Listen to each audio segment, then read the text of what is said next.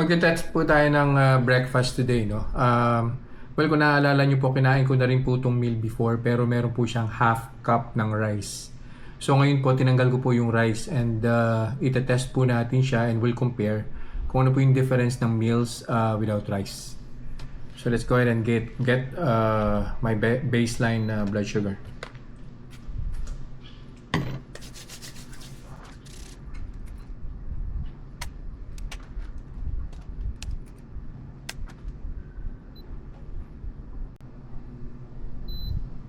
Yan. 105 po yung baseline natin, no? Nag-coffee po ako an hour ago. So alam niyo naman po na yung coffee ko is meron pong sugar, equal gold, at saka meron din po siyang creamer, coffee mate. So kainin ko na po to. Babalik ako after an hour to get the blood sugar spike.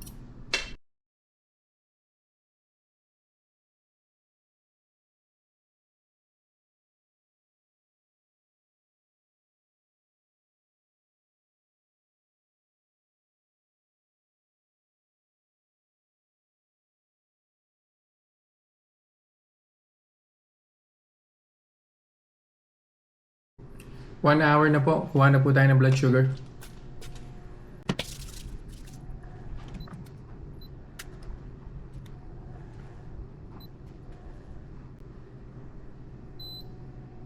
Nice. Sobrang minimal po, no? 105 po yata yung baseline natin. Now it's 112. So iba talaga pagka no rice ang kinakain mo. Balik po ulit ako after an hour to get the final blood sugar reading. Final blood sugar reading na po tayo.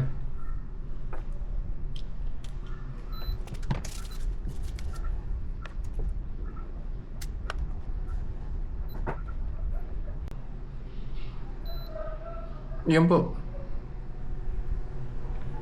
So steady na po siya dyan. I think 115 po ba yung nakaraan? I think that's 115, now it's 116. So definitely on the third hour, bababa na po yan.